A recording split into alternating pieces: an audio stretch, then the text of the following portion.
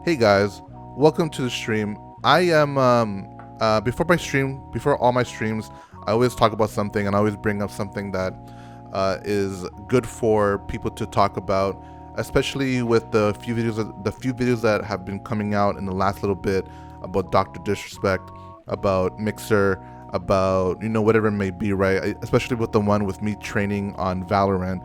Like these are topics that are not exactly about the games itself, but about ways of being better at what you do, especially with like stuff with Valorant, like being able to practice your games, right? So the thing that I want to talk about right now is that if you want to become a streamer, there's a lot of big things that you need to worry about, like your gear, like the games you play, and like what time slot you should be actually streaming.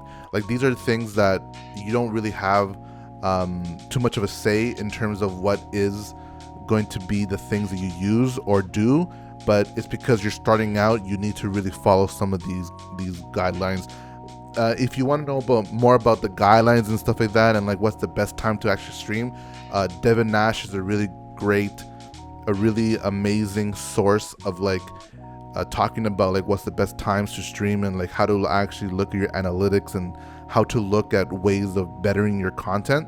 Like obviously, like knowing what to talk about and stuff like that and what to do during your streams is another thing, but he really talks about why these things are good. Like the time slots that people should stream at is like crazy early in the morning, PST. But because I'm an EST, like streaming at 2 a.m. in the morning isn't the best time for me, right? But because he's PST, streaming at, and I believe that it's for PST, 2 a.m. for PST is well like 4 a.m., 5 a.m., maybe something like around 6 a.m. is like the time that people should be streaming when they're starting off, if they're in PST. Like that is good enough, right? When what I want to talk about, so go watch that, right? Go watch Devin Nash, right?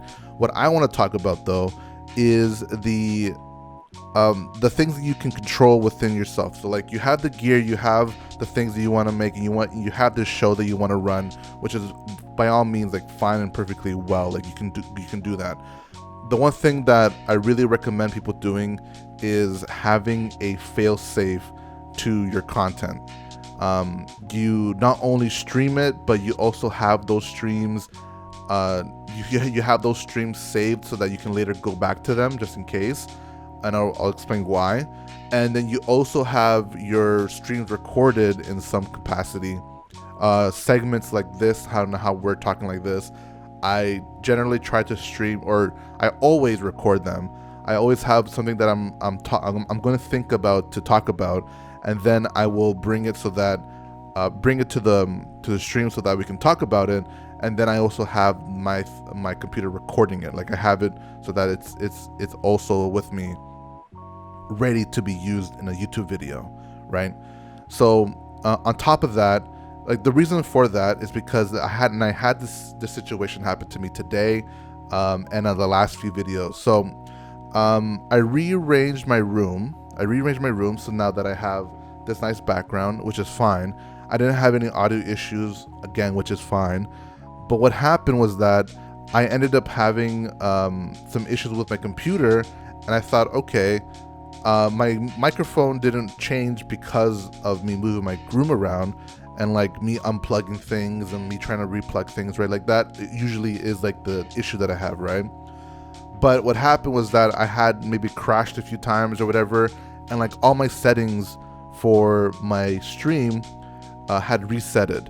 What I usually look up, or what I usually look at to see if things are okay or not, is this program, Voice Meter Potato in particular has all these audio tracks, and essentially what you hear and what I hear is based off of like our hardware input right here, right? So not to go too technical on this, but A1 is what the hardware out on the top here, that's what it shows. So that is the fullest shit. It's an audio DAC right? So that audio DAC is for my headphones. So that's audio 1. So that's the output that's going to my headphones. So all of these that have A1 is going to my headphones.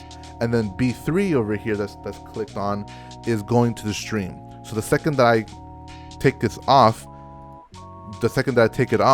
you won't be able to hear me, right? So what I do is, because I hear it and I see that the stream hears it, like, I have no issue. I have no issue with the stream. I have no issue with the audio of the stream. But, and there's a big but, okay?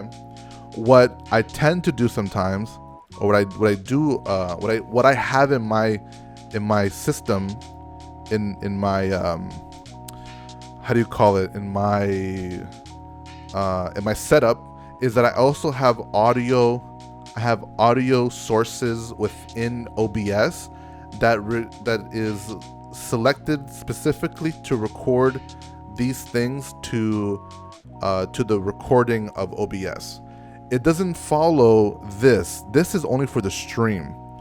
This is only for the stream to follow, and this is only for the for you guys to hear and for my headphones to hear. This is only my quality of life thing, like for myself, right? This is for the and for you guys as well, obviously. But what I have here, and it might duplicate. What I have here is the audio devices themselves, right?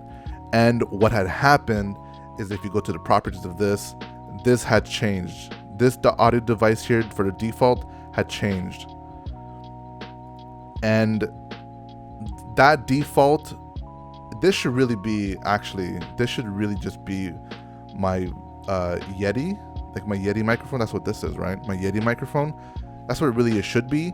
But even if I had it set at that, I would still have issues, because the microphone disconnected on my computer anyway, right? It disconnected on my computer anyway, and it caused it so that didn't show up on my Windows sound property, or Windows thing, right? So what I had to do, in order to get the audio that I needed for the stream, and I needed to get 2 or 3, I think, 2 or 3. The third one I scrapped because it was talking about the Soda Poppin' ban, but by the time the video comes out, Soda Poppin' would have been unbanned for like a week. So it's like, who cares, right? And like the one before that I did on the Dr. Disrespect ban, like that one was already fine. The audio was already fine for that, right? So that, like, whatever it released it, who cares? It's a good video in my eye, right? So this one, I was talking about the 2 videos that you'll see was the mixer video and the Valorant practice and how to like control your aim and stuff like that. So I now had to go into my previous streams, highlight those clips and those portions of me recording my audio, or me recording like these segments, and then have to go create those segments as a highlight, wait for Twitch to process it, download said highlight, and then put it onto a thing, how do you call it, a timeline on Premiere, sync it up, and then put it out as the actual video. Now, something that I could have done is I could have used this program called Audacity. Let me move this over. Let me use this. So this is Audacity. Oh shoot. This is Audacity, and what it does is you're able to record audio off of it.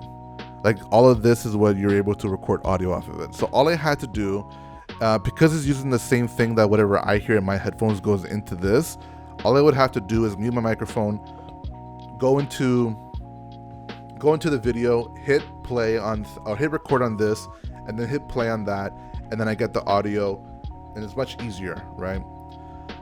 this is a lot faster to do, but I also wanted to make sure I get the video from it too, just in case, just in case, just in case, right? But I mean, by all means, whatever it takes for you to like be able to solve your problems in the Twitch world, like that's what you're gonna have to do, what you need to do. I really have nothing else to say. Check out all of the stuff that I've been posting up on YouTube. Check out all my Twitch streams. I really want to be able to help people out with their content as well as grow my own. So if you guys have any suggestions, leave them in the comments. If you guys have any recommendations, I know that having a Blue Yeti microphone is sort of a meme right now, but I've been able to make the Blue Yeti work for me, and I'm not gonna spend another $600 for the microphone, $200 for a mixer, another $100 for maybe a what are those called, like those cloud, there's one of this, it's called like a cloud, it's something called cloud, but you plug it into the microphone so that it gives more power, like something like that, right? I'm not gonna do that. And then I would have to have, I would have to get those three things, like almost $1,000 for me to upgrade my audio quality when my setup for this is all right. I would love to do a dual PC thing, but again, I'm okay where I am right now. Anyways, but this was more of a talk about how the like being able to work around your issues, right? Work around the issues that you have on stream and work out to make it so that you're better off knowing how to fix it instead of just like scrapping it, right? All right, well, thank you so much for watching. Don't forget to like, comment, and subscribe. We will be back on another video very, very soon. Enjoy.